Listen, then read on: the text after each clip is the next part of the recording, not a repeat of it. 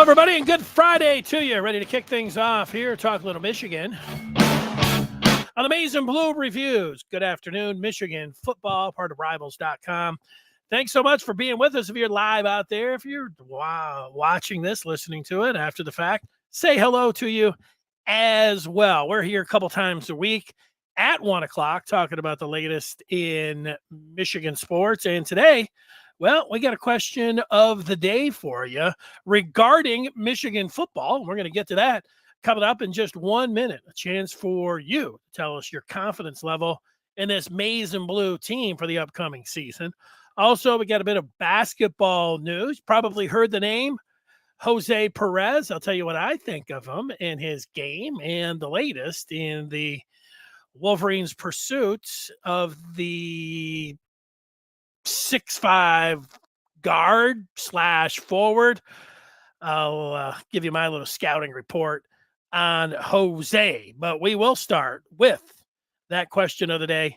And it's about Michigan football and this upcoming season. Let's get right to it. Your confidence level in Michigan football for the upcoming season on a scale of 1 to 10. Now, 1 would mean that you don't have any confidence at all. You think this team is going to go belly up and lose the majority of their games. 10 would equal supreme confidence. You can't be any higher. You can't go any higher than 10 on this scale. And, for me, as I walk through it, and we'll get your thoughts, where your confidence level is with Michigan. You can always ask a question. You can always be interactive with this show with the feedback, and you can see Shadyville and Kevin. They're in here. You see Andres, the golfer from Kentucky. He's in here. Made it to Friday. He's excited, and he comes up with a 9.4. 9.4 sounds pretty good. Let me give you my number for Michigan. It's pretty close to Andres, or the poster formerly known as Andres. I am at a 9.5. How can I be more confident? There is a way, and I've explained it to you in how I could be more confident. If Jake Moody was back, and I was just watching Michigan, Ohio State from last year, and in the second half, Michigan tries a 57-yard field goal. It's amazing, down in Columbus at the Horseshoe. They're lining up and throw Jake Moody out there in the fourth quarter and try a 57-yard field goal. Do you ever think you'd see something like that? No, he didn't make that one. If Jake Moody was back and Michigan was heading into this season, I'd put Michigan at a 9.6. If Michigan last year had beat TCU, which they were favored to do, as you know, and would have advanced to the championship game, I would bump it up where I would feel like, Michigan was at a 9.7. Getting to the championship game and bringing back the majority of the team, getting all the way, getting the experience, and then it was like, they got there in 21. And you could say, they might not agree with that they were just happy to be there, whatever.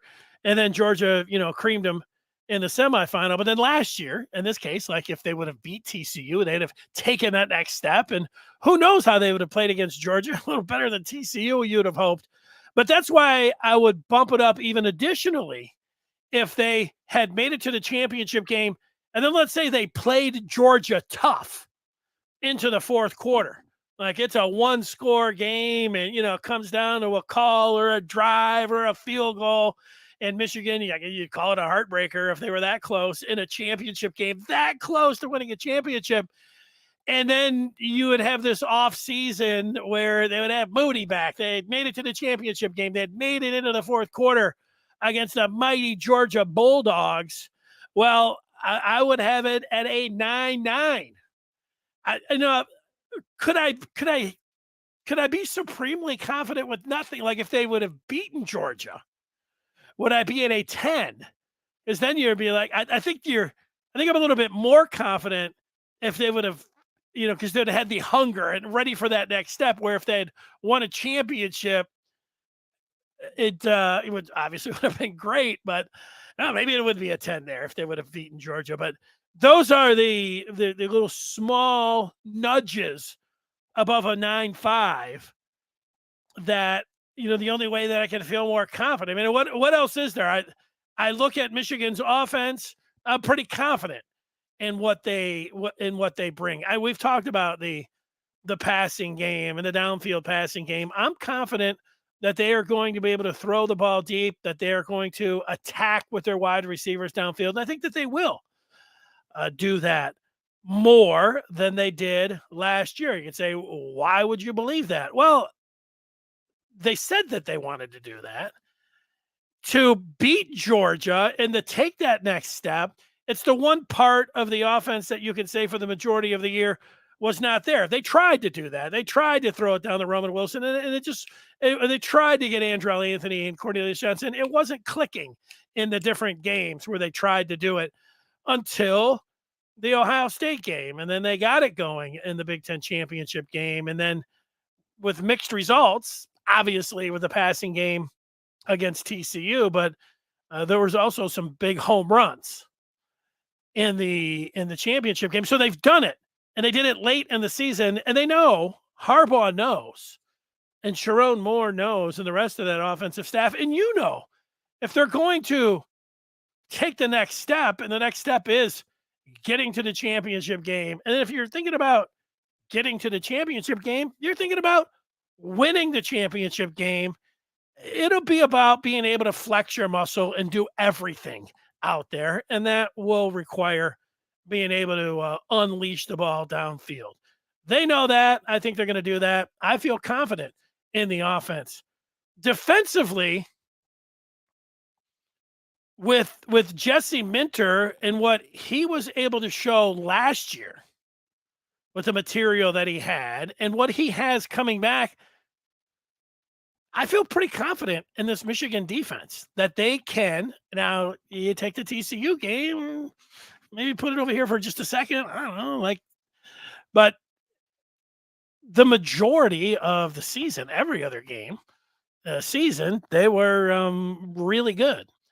And Minter and his halftime adjustments, his adjustments overall, and the players that they have coming back, I'm supremely confident in the defense and the offense. That's why I put it at a 9.5. Let's go and see where the people are at. Now, that's me. That's how I explain it. Let's see where you are at when it comes down to Michigan and how confident you are on a scale from 1 to 10. 10 being the very top, obviously. Kevin is 9. He likes the talent. The chemistry just needs to click on all fronts. So he's leaving a little bit of improvement for some chemistry to click. Here is Andre saying he's not from Kentucky. Don't put that on him. Cincinnati. You know what? I assumed. I thought that you were playing golf in Kentucky, and so I assumed that you were. But Cincinnati. A lot of people think if you're from Southern Ohio that you're in the deep South. Anyways, a beautiful Cincinnati, and then get over to Kentucky. Beautiful. It starts getting a little hilly when you're crossing over into Kentucky. I like that area. Let's see where. So sorry about that, Andres. Mark is at an 8. He says, why? Because versus MSU and TCU, last minute drives to win failed. And that's what a champion does. How do you score 39.5 and fail on a winning drive with that offense? Last minute drive against MSU. So you're talking about the previous year with Cade McNamara at MSU, factoring that in. Okay. TCU, the last minute drive. Yeah, the last minute drive against TCU, they should have had another crack because it was an absolute targeting call on TCU, textbook targeting call where Michigan should have got the ball with, I'm not saying that they would have won the game there. They would have had a miracle opportunity. We've seen plenty of miracles. I would have liked to have seen them have a miracle opportunity, but how did they fail? I would go to, there's a lot of things if you back it up. That final drive, the ball did end up on the ground, and it was a little bit of hot potato there for a second. Remember they had the penalty, but then that was where the targeting was in there. If you're talking about failing on that one.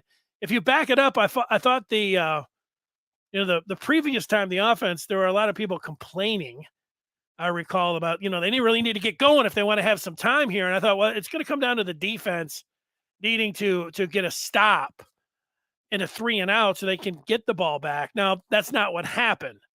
The defense ended up giving up a first down, and that ended up draining the clock and putting Michigan in a tough spot on the final drive. So the penultimate drive, you could criticize them. I thought it was okay. Make sure you score. That's what they needed to do. Sure. Would you like to do it a little faster? All right. Not perfect, but at that point, you needed the defense on the TCU's final drive to be able to stop them. And I think they got would they get like 7-8 yards on first down? So not that was the ball game, but you needed to get a 3 and out there, and they weren't able to do it. So, okay, Mark. Scott is at an 8. Michigan is one of the 7-8 teams that has the talent to win it all, although after their last game, they seem to have the ability to really blow it. So the last game affecting Scott and affecting Mark. And, I get that. Michigan, they were supposed to beat TCU. They were a big favorite. Say heavy favorite. What were they, 7-8 point favorite? That's a pretty big favorite. And, they made a lot of mistakes in that game.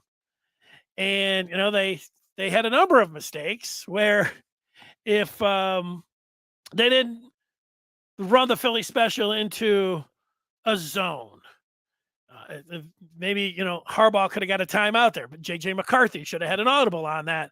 They do something different to feel like, they're going to win that game. The 2 pick sixes, obviously, so there's 3 plays in that game. The fumble at the goal line. How many is that? That's 4. And then the 5th one, if DJ Turner is able to stop Quentin Johnson on that 3rd and 7 in a 3-point game, instead Johnston not only picks up the first down, but he goes for 76 yards. Pretty big play. Any of those 5 plays, I feel like if Michigan is going to win that game. But, so I understand where your skepticism comes in after that last game. For sure, Scott. I'm with you. Let's see, TC. How much of Michigan's success in recruiting Ohio for 24 could be contributed to the fact that Luke Fickell is no longer coaching Cincinnati? Well,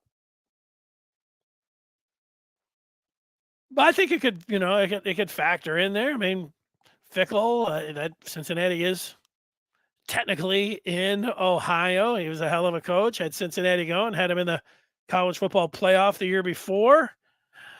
Was he getting players to Cincinnati that he would not get to Wisconsin? I think Michigan has had some success in Ohio. The number one reason is because they've won back-to-back Big Ten championships. Michigan has everything. The thing they did not have for the previous to the, in the 21st century, previous to the last 2 years, it was a Big Ten championship. 2004, whatever, they did get, but almost the entire 21st century. They didn't have that. So that was going to be used against them. Do you want to play in the college football playoff? Do you want to win the Big Ten? You want to get to Indianapolis? Don't go to Michigan. You're never going to get there. That's what was being used against them. So Michigan was able to break through, not once, not twice. To me, that's going to be the biggest reason. Michigan, they're back. They're there's nothing that Ohio State can, say besides that they're going to, run you out of the state if you go to Michigan, which they always do. But that's been the biggest thing. But there are there small factors, or contributing factors. Some other ones, yeah. But I would think if Fickle like retired or went out of the Big Ten, maybe. But like I said, do I think that a player would go to Cincy, but not go to whiskey? Possibly, but probably not. Shadyville is confident we can be good in the Big Ten. No confidence if we make the playoff. Well, that's understandable after what you've seen for the last 2 years. And we've got the poster formerly known as Andres, GAM, saying he saw Tom Selleck had an at-bat for the Tigers. You guys will correct me if I'm wrong. No, you are correct. I've seen that. That was in a spring training game that that Magnum PI was able to go up there. I can remember when that happened. Shadyville talking about an illegal forward pass that wasn't called on that last drive as well. Yeah, I think that would have been on Oluwatimi, wasn't it him? Or could have been one of the offensive linemen. So they would have canceled out. So it would have been a 15-yarder. Or you have an illegal forward pass, but then you have a targeting call. So I think you would have maybe had an ejection and then replay the down. So Michigan wouldn't have got the 15 yards out of that, but they would have got one more play. I think you might be right about that. JP is in here on a Friday. BDPDX, Blue Dove. Regarding the TCU loss, I hear little holding the defense accountable. Wasn't all on the offense, even with the turnovers. Michigan outscored TCU in the second half. The defense wasn't stellar. No, the defense wasn't stellar. They weren't as good against the run as I thought. And then obviously giving up that the biggest plays in the game, however, were, the Philly special, the 2 pick sixes, the fumble at the goal line. So there's the 4 biggest plays. 4 of the 5 biggest plays were definitely on the offense. The 76-yarder clearly on the defense there. If we're starting to then go down to some of the other plays, I would put the defense not being able to get on TCU's last drive. They were not able to get a 3 and out, so that would have been another big play. And then just overall, their ability with a backup running back to be able to run the ball, I would also factor that in there somewhere in the top 10. So, yeah, there was a plenty of blame to go around, but when 4 of the 5 biggest plays, in my mind, were definitely, on the offense. So, and if they don't make any of those gaffes, have any of those gaffes, I think they win the game. So, if it's a team game and all that, we always say, but if you say, hey, was it more on the offense or the defense? It was on the offense. In the semifinal. But is the defense getting a free pass? No, they're not getting a free pass. Were they like, a juggernaut? Were they like they all year long? They did not play the defense like they had played all year long. So I hear what you're saying about that. Here's Mark Brady. And the kind of guys the NFL take high get it done. Big games with chances to win like that require championship demeanor to overcome whatever else happens. Had a chance, and he didn't do it. Hadley. It's like Hadley's Comet. Comes around once in every 86 years, and here he is. Hadley checking in. I like joking around with Hadley. I used to talk with him a lot on the radio. And, he's another one of those that lives in the deep South in Ohio, and he knows what's going on over there. He says 9-5 works. There's always a chance of a trap game, along with the games at Nebraska and MooU and even Ohio State, even though it won't be a night game. And of course, if JJ goes down, whoa, no Big Ten championship. Yeah, well, if you start playing the quarterback goes down game, yeah, yeah, the quarterback goes down. The injury, like any team, it can happen to them. They can suffer some big time injuries, and even though you can't use it as an excuse, it can affect you. It reminds me a little bit of San Francisco, the 49ers in the NFC Championship game. You know how many Purdy went down, and their other backup went down, and Purdy was actually, he was the backup, and so they were on their second string and then third string. They had like a fourth string quarterback, and in the end, they had Christian McCaffrey over there and a fifth string quarterback, and that was a big factor, even though you can't use injuries as an excuse. But sure, I'm with you on that. Hadley's comment: coaches definitely didn't help. The bad play calling. Ooh, bad play calling against TCU. Go Blue Wolverine Nation. Well, you could. It didn't work. The Philly special. Now, the Philly special was you could say philosophically you didn't like it. Look, I didn't like the Khalil Mullings 3rd-and-1 jump pass down in Columbus. That one was had all kinds of issues where, if I would have been in the meeting room saying, whoa, I'm all for trick plays and everything, but this one's got a lot of things that can go wrong in here. You got a linebacker that's just moved over in the running back room, and you having him throw a blind pass on 3rd down. Let's not do that. But they did it and it worked, and everybody's like, no, that was a great play. The Philly special. You have to, like, the number one thing you have to, and they had a man in motion. Look, I'm no like X's and O's guru or tape guru. There's a lot of you, that are, but I do know that when you put a man in motion and they don't have somebody going with them, that's a telltale sign. There it is. They are in a zone, and you don't run a reverse, a Philly special into the zone. JJ should have known that. He should have audibled into something else. Also, Jim Harbaugh, that was way down at the goal line, but he needed to be out there. I don't remember seeing if they had a sideline shot of him when he saw that it was a Philly special and that they were in a zone. Why didn't he call the time? I don't know.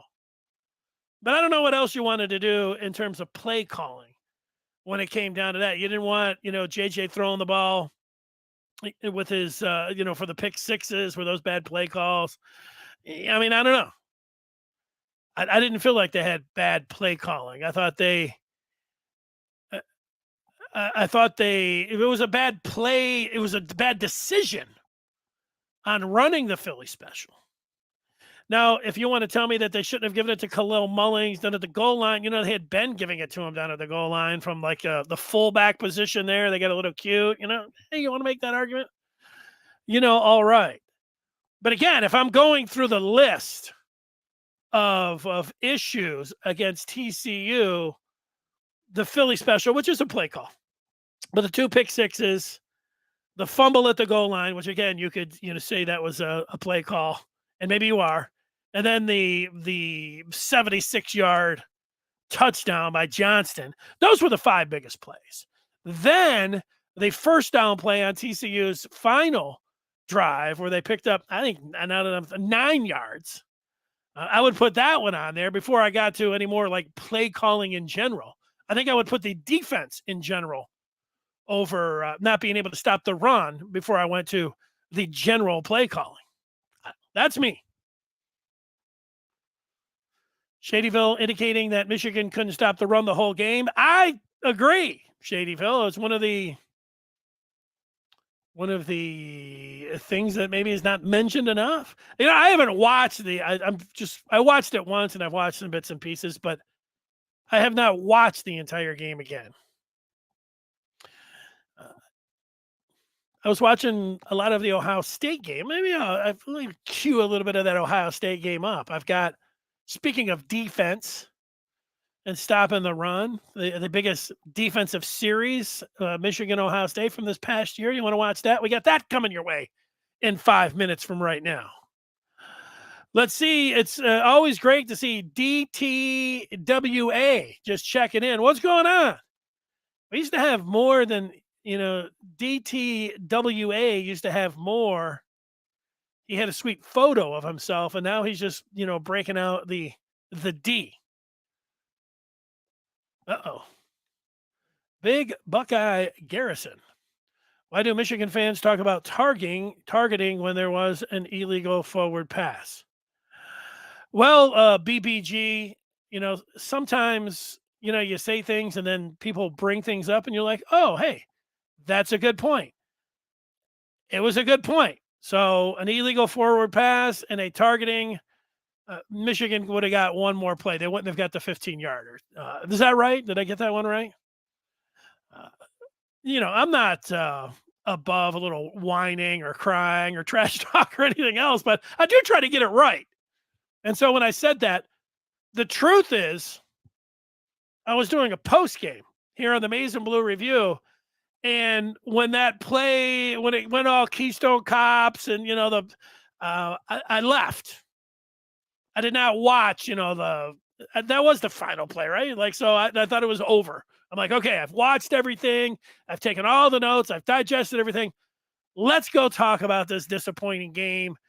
And then when I got in, everybody was like, that was targeting, and I was like, wait a second. I didn't even see it. So it was after the fact I went back and watched it. But no, you're right.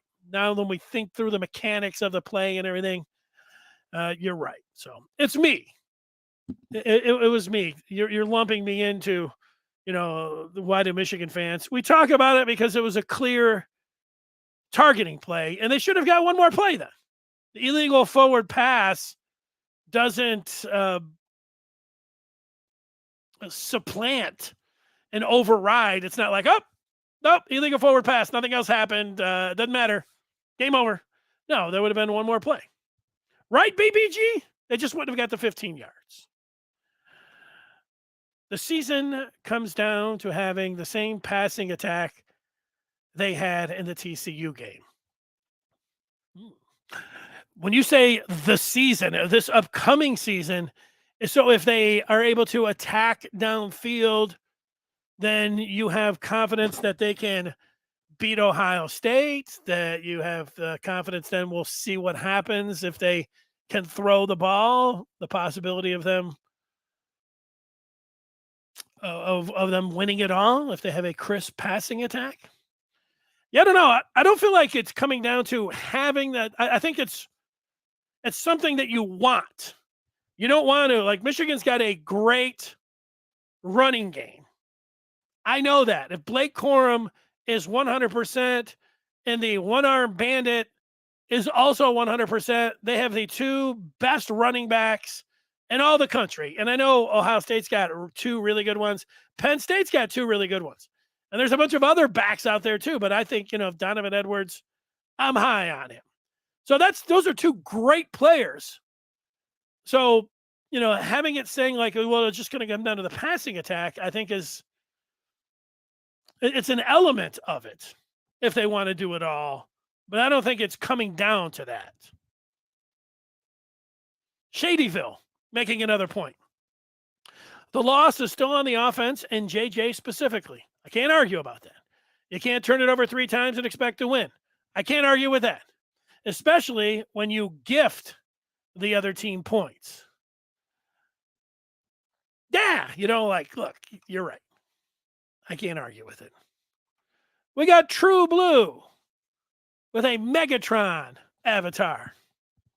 Give it up to Megatron. Let's see what True Blue is saying. He says he thinks it's possible that we implement a hurry-up a la New England. Not to run and gun per se, but to exploit matchups to mitigate a talent gap like they did. Well, I'm going to tell you, True Blue,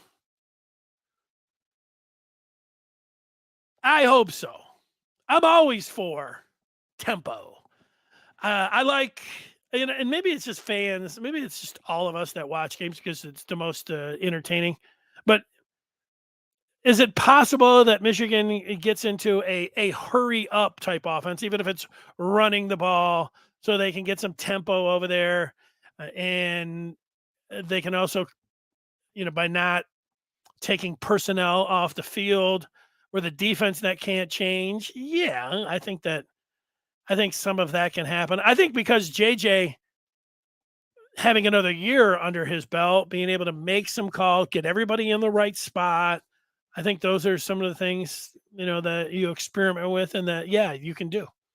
So, yeah, I think getting into a little hurry up. Why wouldn't you? Like, everything.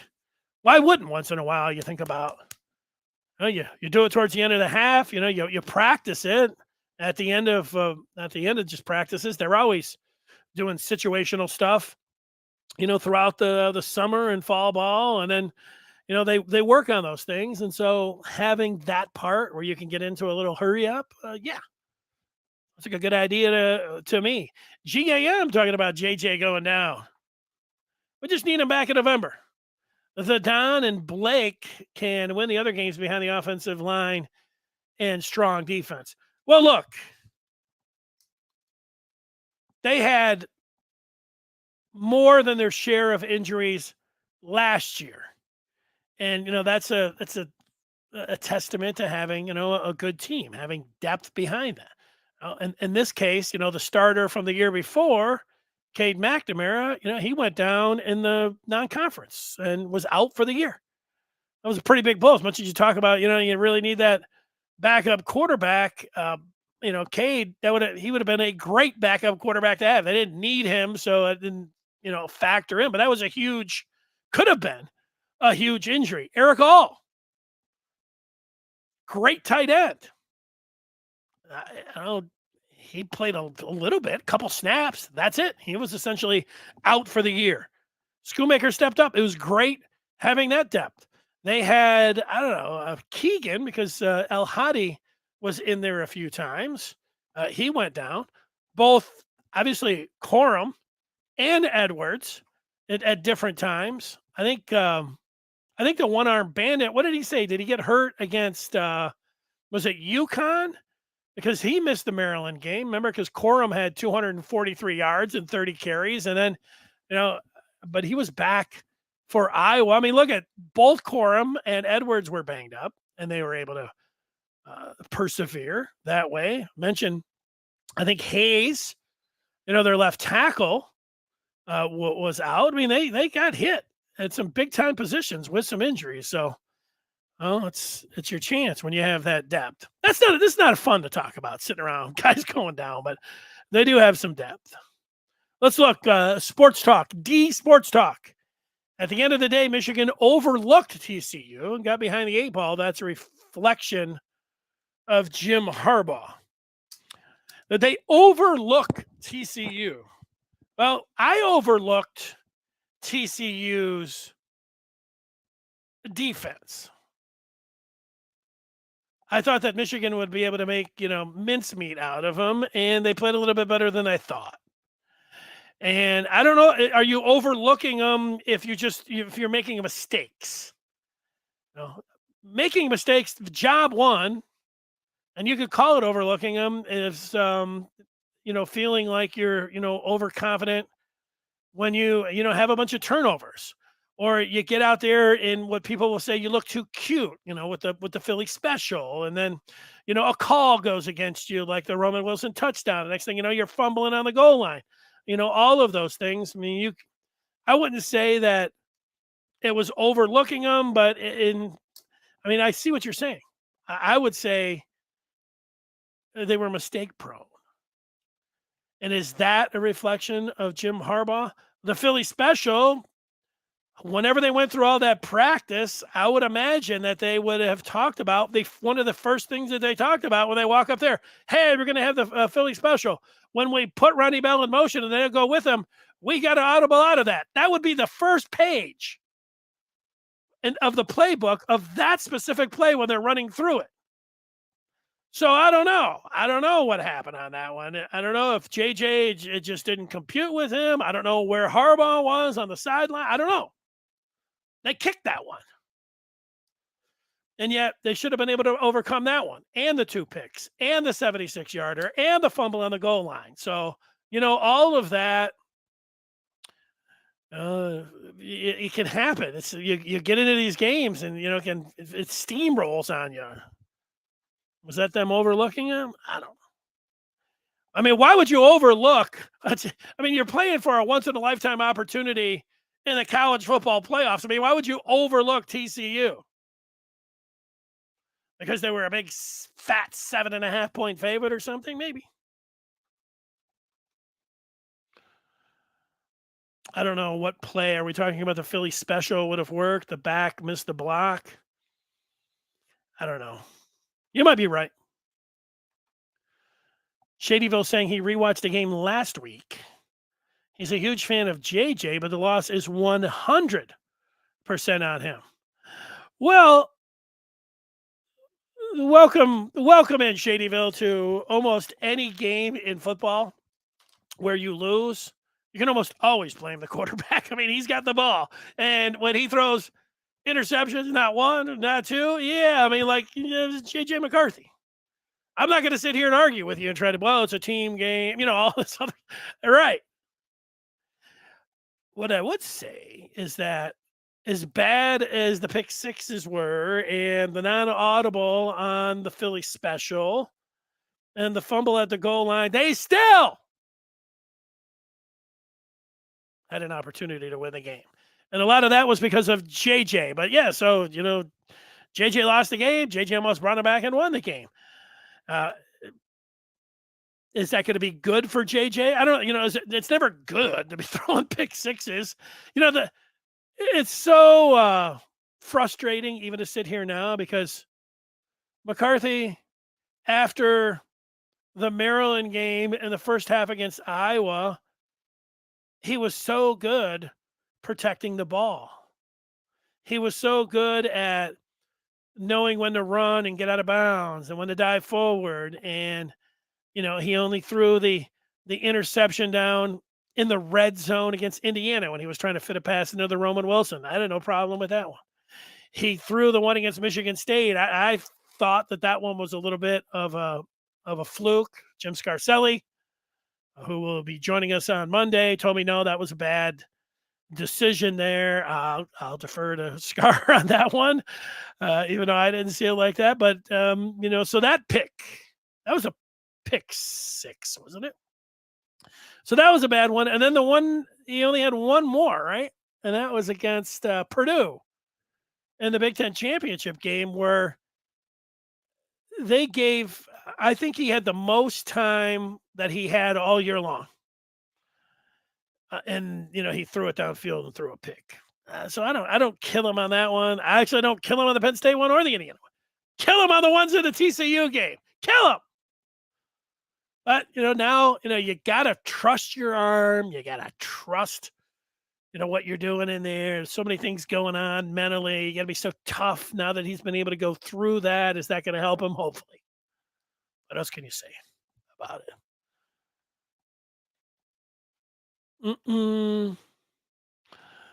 More on the targeting and nobody to blame but ourselves. I live in Ohio, and all I've heard for weeks is 5 plays.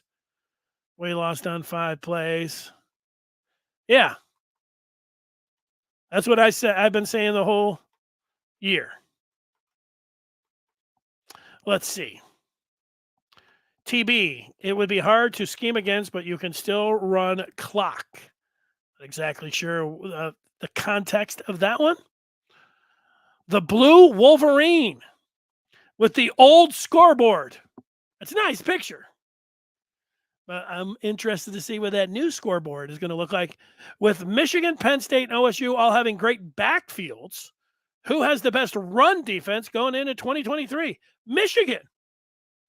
I mean, I'm like, Ohio State's got the players, but am I going to sit here and say, well, Jim Knowles, he's going to really toughen them up. He's going to be feeding them gunpowder all off season because they couldn't stop anything against U of M.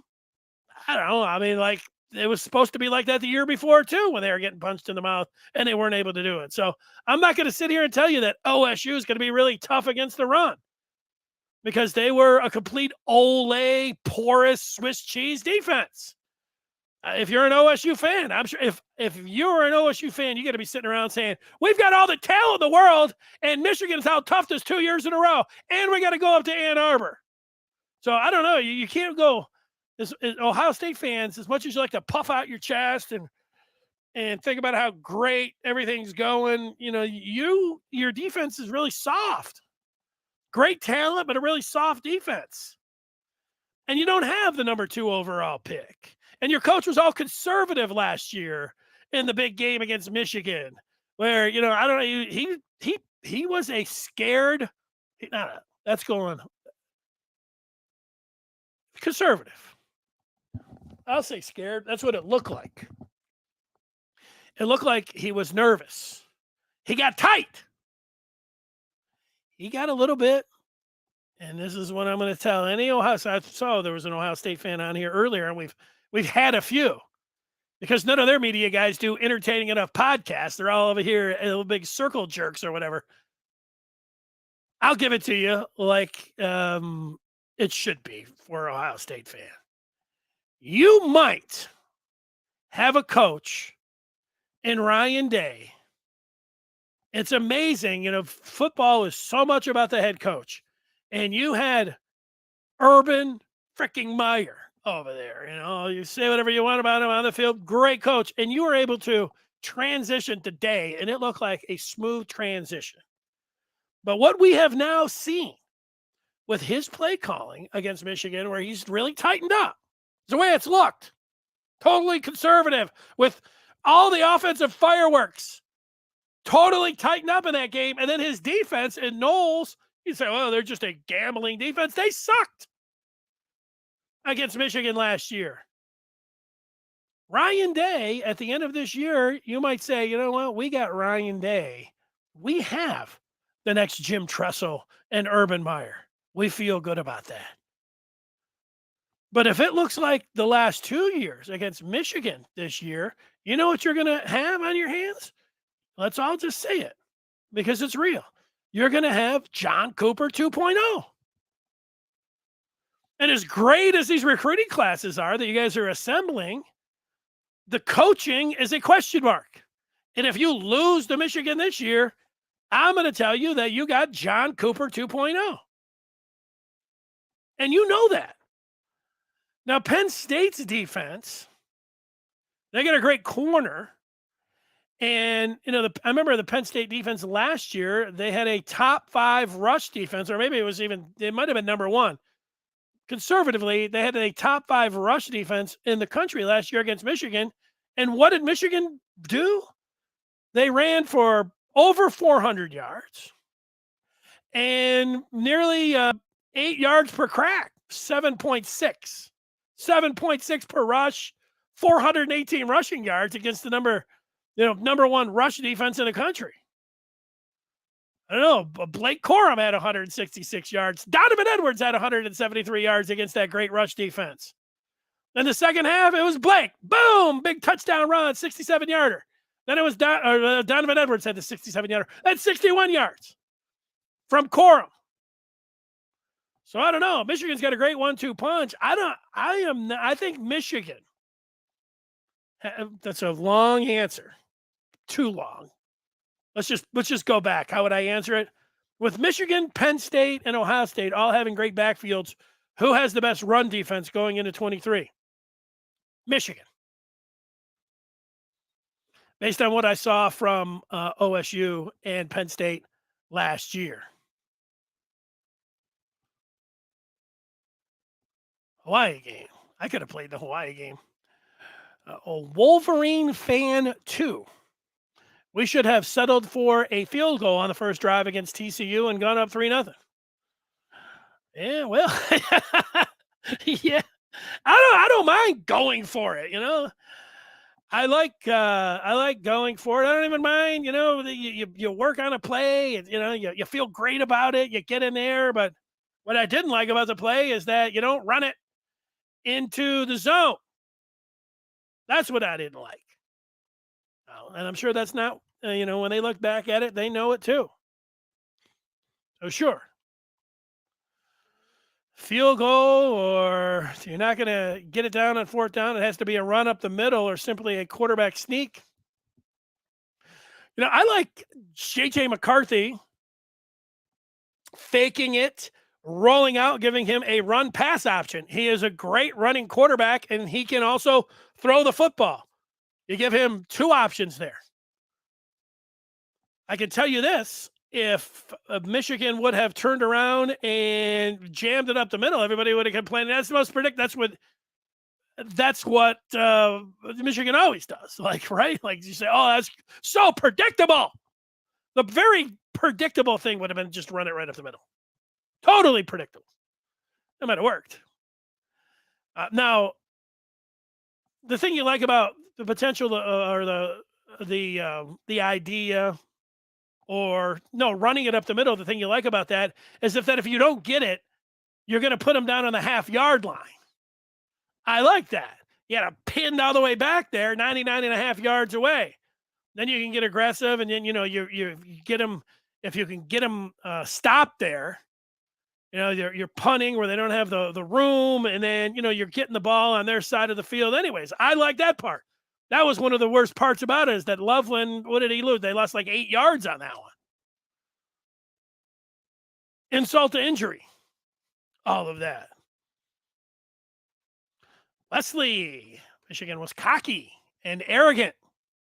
Remember JJ saying they were going to smash the TCU 3-3-5 defense. I don't actually remember him saying that they were going to smash the TCU 3-3-5 defense. I remember I said that. Dennis said that, and every other Michigan fan said that. And a lot of announcers said that. But I don't ever remember JJ saying that. Well, maybe. But he say it to who? And I could be wrong. Maybe JJ did say that Michigan was going to smash. That doesn't sound like JJ. But who knows? I don't know. It was a tough pill to swallow. Blake name saying that they did smash the 3-3-5. Look at the first run of the game. Yeah, the field was. Now this is a good point. This is, if I was watching this, if I was like an Ohio State fan or whatever else, you would say, now you're crying about the TCU game. The field was like a slippery joke, and you can see that on that first run with Donovan Edwards. Now that's me being. That's and then we saw what was this? Was it the Super Bowl that was played on the same field? It was like slipping around. You're like, hey, this is the same field Michigan played on.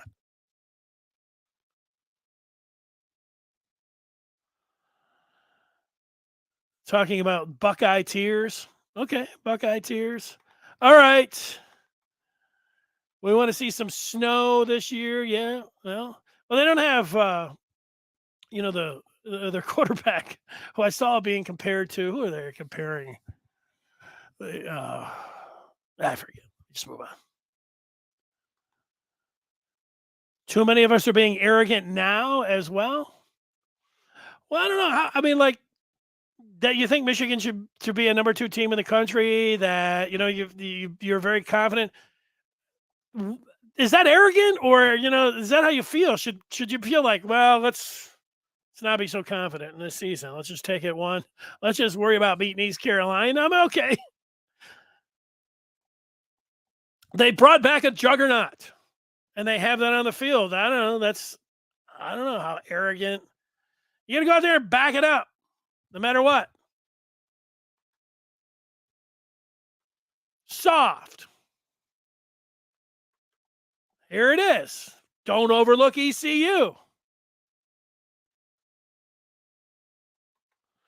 Brian says the 15-play, 75-yard drive that ate up most of the third quarter is what killed OSU, not the 5 plays. Oh, okay. Look, I was talking about the 5 plays against TCU. Andres was talking about Ohio State fans are saying that there were 5 plays. Yeah. A lot of times, games, big games come down to 2 or 3 plays. You guys are talking about 5 plays. Let me give you a few plays. Then we're talking about Ohio State so much. Here's a big defensive series. Ibuka hits Michigan for a 43-yard huge play last year. And so they're set up where they got it down to the 15-yard line, 1st and 10. And so we'll see what Michigan is able to do here in their 3 plays. You could say it was 5 plays. Well, this would be one of the 5. So here's the Ibuka play. They get a big one here. Great protection, great throw right down the middle on Agent Zero. Remember that first play they get down there. Michigan does a great job, and they just have to throw it away. It gets you a 2nd and 10. Nice job by Harrell coming in and putting the pressure on Stroud. Who did they compare Stroud to? They were down there. I forget who it was. They were just like Stroud's like Joe Montana. They didn't call him Joe Montana, but they were just like throwing like praise left and right at him, saying how great he was. Here is not one of their top backs. Their top backs were injured, so they force feed Trayanum here, which I'm not sure about this play call, but Michigan was doing such a good job against the pass that I figured, hey, let's run it a little bit, and they get 5 yards, let's call it. And so that's going to bring us up a 3rd and 5, depending on the spot. Nice job by Junior Colson getting in there, leading a host of Wolverines being able to make the tackle. Here's one of those. I don't know. Is Ohio State including this as one of the big 5 plays? Minter's Monsters on this play, because Stroud lofts a perfect pass to the tight end here, and Agent Zero comes in and knocks it away in the end zone here. Great throw, the play wide open and everything, but a better defensive play. That's what we get here from Sainristil, who comes all the way over. Look at this. Good pressure. Nice throw off his back foot. And, Sainristil knocks that one away. Incomplete. Stover can't believe it. He had touchdown. He was already thinking, I got it. There's the best corner in the country, Will Johnson over there, saying, nice job, Mike Sainristil, the converted wide receiver. Let's see it again. Oh, this has got a touchdown. Look at the Ohio State fans. They already have their hands up in the air. Boom. That's one of the 5 plays. Got to be. Or wait, because Edwards had 2 touchdown runs. That's got to be 2 of them. And then Kojo had 2 touchdowns. There's 4. And then there was another 45-yard touchdown by Colston Loveland. That's 5. I would say that you guys having a pass interference on Ronnie Bell would have been 6. I'll put that Sainristil play a 7. So there's 7 plays. You guys saying it was only 5. I'm going to, 5 plays that went for like 400 yards. It's kind of like, I don't know. You take a gun and you shoot a canoe, 5 bullet holes. You say, if it wasn't for those 5 holes, the boat wouldn't have sunk. Maybe those guys that were down in that sub that were like, if it wasn't for that little leak, we'd have been all, yeah. If it wasn't for the little leak, your sub would have imploded. That's got to be the stupidest thing ever. And he said, hey, well, what about the 5 plays against TCU? I don't know. It was a close game. I mean, if Ohio State had played Michigan, so it was a 4-point game in the second half at one point, but Ohio State only scored 3 points in the second half. Michigan ended up killing them. What did Michigan win the game by? 45-23. 3 touchdowns. You didn't talk about 5 plays. Ohio State, you guys were all down to that sub and said, hey, if it wasn't for that little leak, we'd have been all set. Details.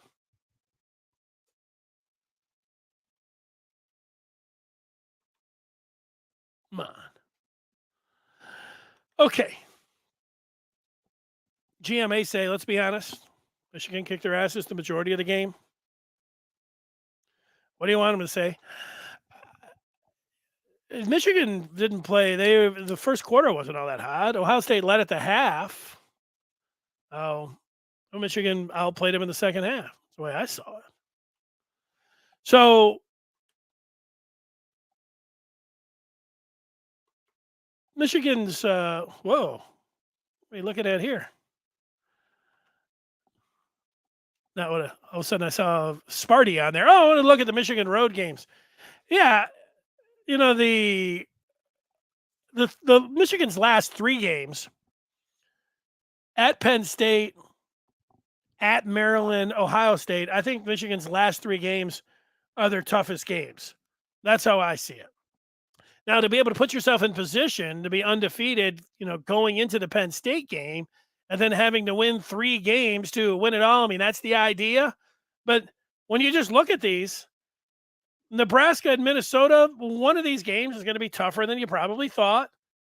Remember Nebraska 2 years ago, Michigan, needed a Hawkins strip at the end of the game to win that one. That could be a night game. That could be a tough one. Minnesota, Minnesota's a pretty good team from what I see. Fleck's pretty good coach. One of these is going to be tougher than you thought. Michigan State, I tend to either overrate them, underrate them. It's a rivalry game. I think Michigan should win that game by double digits, but I usually annually have a hard time with that one. I'm sitting here talking about that game being easier than I would think, but you're telling me, hey, it's at Michigan State. They're going to be all ticked off because of the tunnel and talk, and but Michigan should win that game. Penn State, Maryland was a 1-score game last year at Michigan, so this time around, these road games all seem pretty difficult. I don't know about pretty difficult. It's challenging. That's not going to be a cakewalk.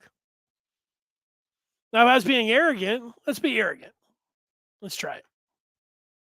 Nebraska's got a first-year coach. They suck. Minnesota, they have no offense. They've got a first-year quarterback. Michigan will kill them. Moo you, they're a joke. They'll be talking about Tuck coming for his buyout.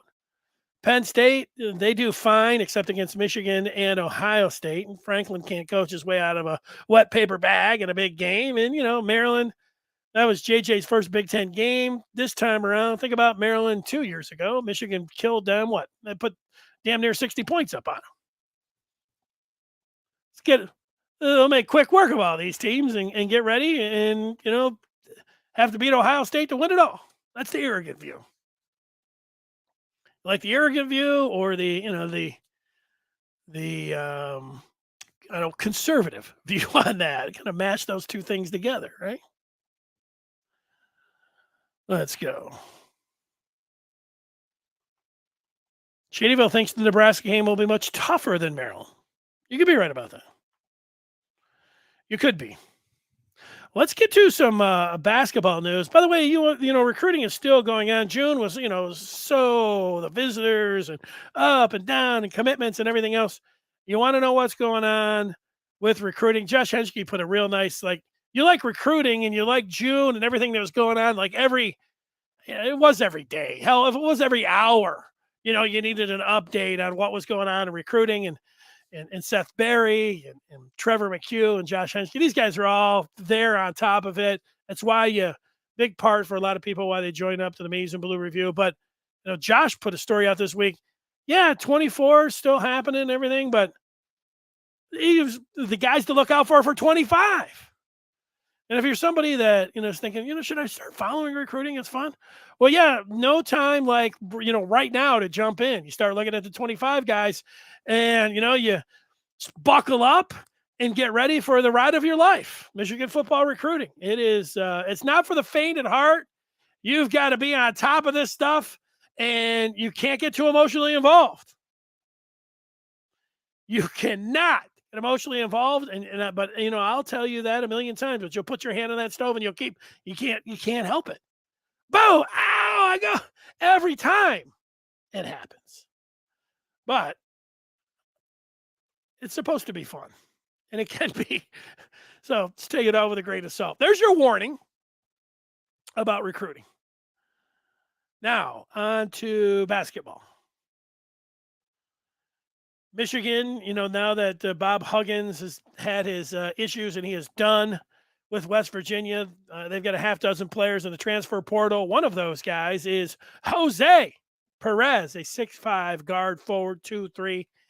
And Perez is getting ready to play for his fifth team in 6 years. He sat out last year going to West Virginia. Before that, he played at Manhattan. Then he was, before that, Marquette. And then he was at Gardner Webb.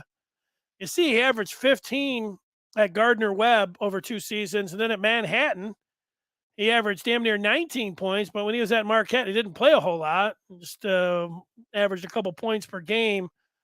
Almost a 40% field goal shooter, not a great 3-point shooter. But I watched some film on him. He reminds me, remember Michigan 2 years ago when they played in the tournament, their opening round game was against Colorado State. They had a guard who was drafted by the 76ers named David Roddy. Jose Perez is built a lot like Roddy and plays a similar type game, except he doesn't have the 3-point shot. He likes to get that dribble going, and he's got a lot of shake and bake, and then he's trying to go past you, and he'll face you up, and he will spin on you almost every time. And then he takes a lot of mid-post, off-balance shots, rising up on, I don't know. He looks like he could be somebody who could come in as a potential scorer off the bench, big body, different type of player that you normally see. He's not standing out at the 3-point line, with a pure jumper or something like that. He's getting his by facing up and posting guys up mid-range. But that's him. And that's what Michigan, I don't know, Gonzaga sounded like they wanted him.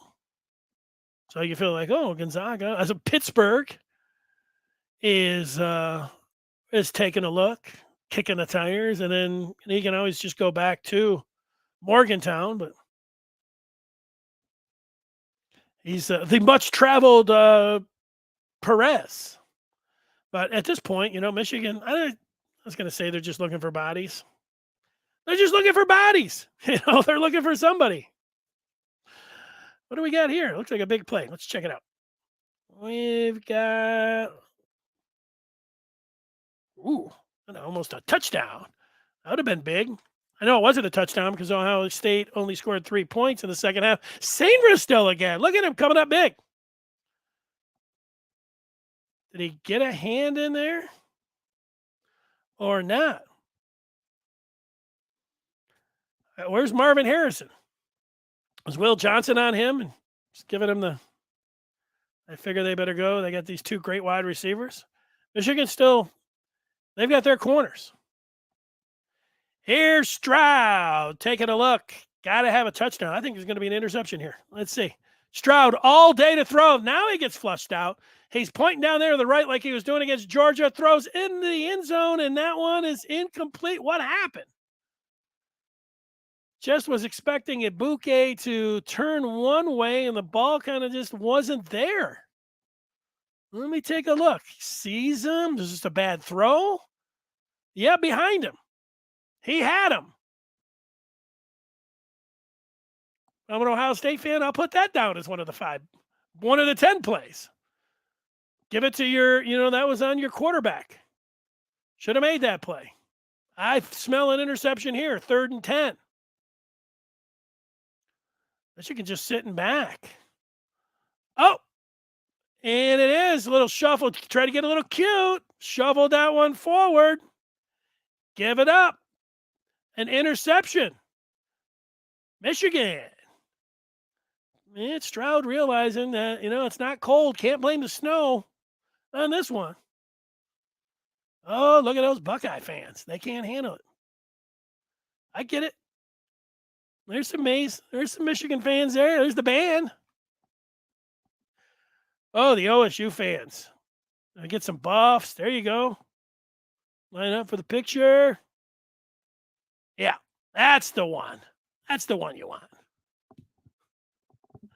That's the picture you like to see. Let's just see. Do we get one more? Does Michigan just come out with Donovan Edwards on the first play? And is that one of the 5 big plays? I think so. Let's check it out. Fast forward it a little bit. I think that's what's going to happen. There's first base looking on, saying, "Man, I might be John Cooper. They might be. I lose next year.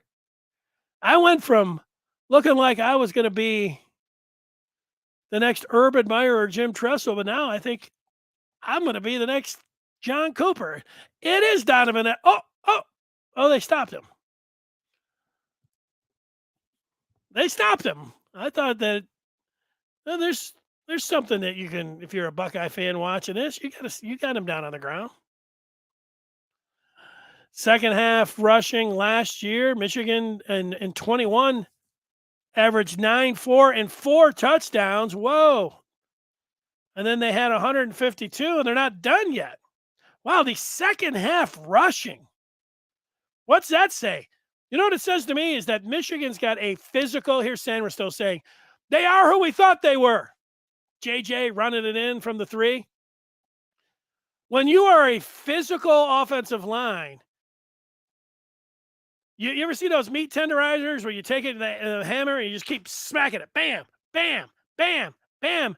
And you just tenderize that offensive or that defensive line of Ohio State. And Ohio State isn't used to it. And what happens? They're tired and they don't have great technique. And they just, oh, look at that. And then, you got to get a stop there.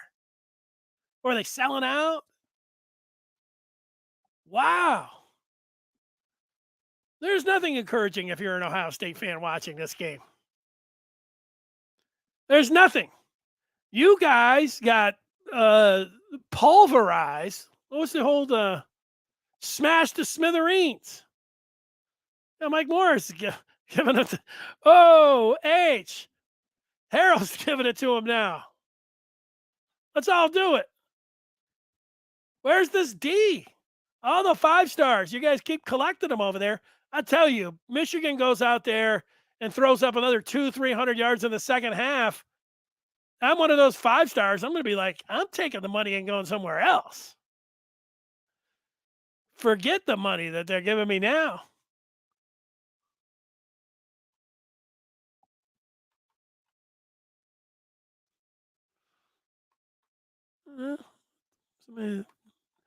It's Dono dot in the I. Let's see. Yeah, this guy 5 star, 5 star. The corners or the safeties are pretty soft. Oh, this little gets skinny and then gone. That guy 9's pretty fast. It's a fast defender. Maybe he wasn't going to catch Donovan Edwards. Pretty fast for a big fella. Yeah, that's going to be a long. Take a couple screenshots. Good one. That's the one I like. I don't mind that one either. Hey. AJ's waving to his fans. Who knows what they're saying? Wasn't pretty. Okay. Had a lot of fun today. Thanks, everybody, for stopping by. I put in a few calls.